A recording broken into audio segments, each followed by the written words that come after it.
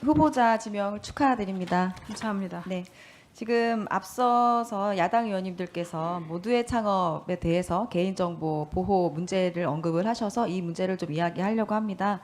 정부가 추진하는 사업인데 개인정보 보호에 좀 더 신경 썼어야 한다고 보고요. 참가자들에게 그 이후에 그래서 어떤 조치를 취하셨는지 궁금합니다. 네, 우선 지금 다시 한번 참가하신 분들의 그 관련된 정보가 좀 유출된 부분에 대해서는 주무 제가 담당했던 장관으로서 다시 한번 사과드립니다.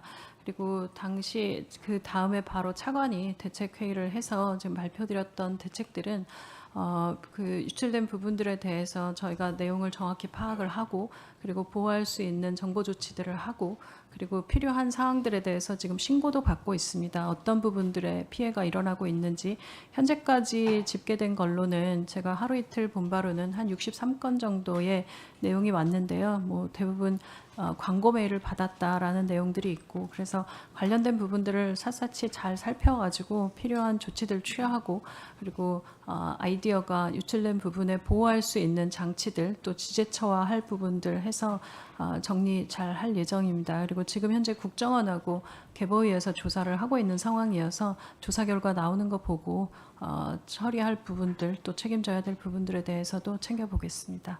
예. 지금 참가자들에게 영업비밀 원본 증명 또 기술 임치 무상으로 지원해서 아이디어 도용 예방하는 조치 취하신 걸로 알고 있는데 맞습니까? 네, 그 조치들을 취하는 부분과 또 신청받아서 챙겨야 될 부분들이 있어서 항목별로 정확히 나눠서 처리하고 있습니다. 예. 아울러서 각 부처의 보안 점검을 좀 강화하는 방안도 마련이 되어야 될 것 같습니다. 네. 이 모두의 창업이 우리 청년 실업과 고용 절벽 등 우리 청년들이 맞닥뜨리고 있는 암울한 현실들을 시급히 타개해야 한다는 점에서 그런 절박함에서 나온 사업이라고 생각을 합니다. 지금 국가 데이터처 자료에 따르면 청년 고용률이 2022년 46.6%에서 지속적으로 감소해서 25년에는 45%, 그러니까 3년 사이에 1.6% 하락했고요. 취업승 청년 인구 또한 22년 39만 명에서 25년 42만 8천으로 3년 사이에 3만 8천 명이나 증가를 했습니다. 그러니까 후보자께서 중기부 장관으로 부임하신 이후에 창업, 벤처 생태계가 전성기를 맞이하는 것으로 알고 있습니다. 신규 기술 창업이 약 3천 건이 늘었어요. 그러니까 2022년 대비해서 또 벤처 펀드 신규 결성 금액도 24년 대비 1.9조 원이나 증가를 했습니다. 저는 이 장관으로서 창업에 대한 국민적 인식 개선에 크게 기여하셨다고 생각을 합니다. 모두의 창업 프로젝트 역시 그 일환으로 역대 정부 부처 또 창업 아이디어 공모전 중에서 거의 사상 최다 규모로 신청을 받은 것으로 알고 있습니다. 그러니까 한 멘토자의 의견을 제가 봤는데 전 세계적으로 유례가 없는 모두의 창업 프로그램이 잘못에 해당하는지 모르겠다. 반대로 이런 도전을 칭찬해야 한다. 이런 평가도 있더라고요. 그러니까 개인정보 유출 문제가 불거졌긴 하지만 저는 이 사업이 굉장히 앞으로도 필요하고 또 칭찬받을 만한 사업이라고 생각합니다. 문제점을 좀 보완하면서 더 나은 사업으로 발전시키셔서 우리 청년들을 포함한 또 열정 있는 창업 도전자들에게 좋은 기회를 앞으로도 마련해 주셨으면 하는 바람입니다. 네, 그 도전하신 분들의 내용과 그리고 도전한 사연들을 다 보면 이런 분들이 창업을 하는 것에 대한 굉장히 꿈이 있으셨구나라는 것들을 알게 됐습니다. 그래서 청년들도 많고 또 은퇴하신 분들도 있으시고 고등학생들의 응모가 굉장히 많았다는 것도 저는 굉장히 진지하게 봐야 되는 부분이라고 생각합니다. 최근 들어서 사실 팔란티어도 마찬가지고 하이닉스도 최근에 대학 졸업자가 아닌 고등학교 졸업자부터 뽑겠다라는 말씀들도 하시고 계시고 이런 상황들은 시대가 변하고 있는 것에 대한 의미라고 보고요. 그러자면 청년들이든 누구든 문제를 해결하는 능력을 잘 줘야 한다고 생각하고 저는 이것이 회사를 꼭 만들어야 한다, 창업해야 한다기보다는 문제를 해결하는 능력과 그리고 도전하는 그것 그리고 저희가 보완해야 될 부분들이 창업 이후에 재도전에 대해서 어떻게 보완해야 될 것인가라는 것들에 저희가 해결해야 하고 또 풀어야 되는 문제들이 무엇인지를 이번 과제들을 통해서 잘 봤다고 생각합니다. 그래서 이 부분은 저는 적극적으로 좀 더 과감하게 진행해야 되는 프로젝트라고 생각하고 있습니다. 예. 인사청문 요청 사유서에서 후보님을 표현한 핵심 키워드는 디지털 그리고 혁신성이라고 생각이 됩니다.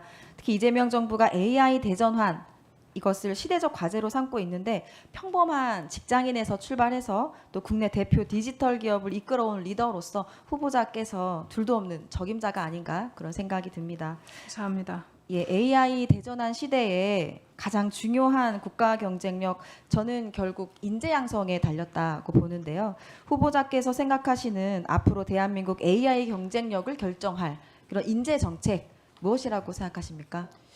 저는 지금 아까도 말씀드린 것처럼 사실 우리가 뭐 어느 좋은 대학 갈 것인가라고 하는 부분에 굉장히 매여 있는 교육 정책이고 또 우리나라 대한민국이 모두 다 좋은 대학 가는데 굉장히 많은 비용과 시간들을 쏘고 있는데 이제 더 이상 앞으로 5년 뒤에 세상이 어떻게 되어 있을지 아무도 상상할 수 없는 상황입니다. 이렇기 때문에 AI를 누구나 쓸 수 있도록 해야 하고 AI를 통해서 스스로 문제를 해결하고 그리고 새로움을 도전할 수 있는 기회를 줘야 된다고 생각합니다.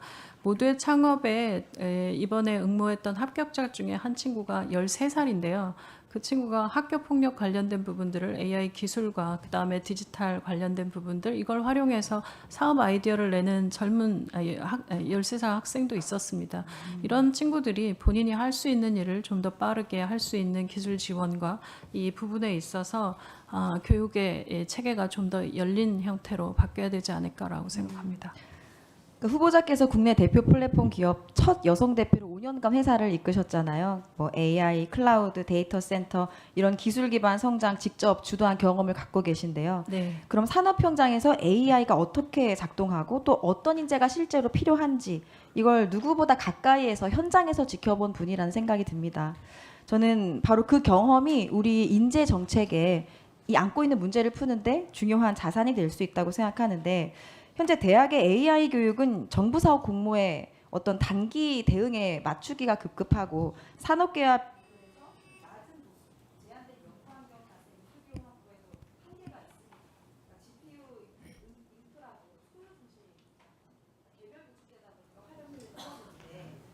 후보자께서 직접 인재를 기업에서 채용해보고 또 길러본 경험에 비추었을 때 제가 교육자 출신이어서 질문을 드립니다.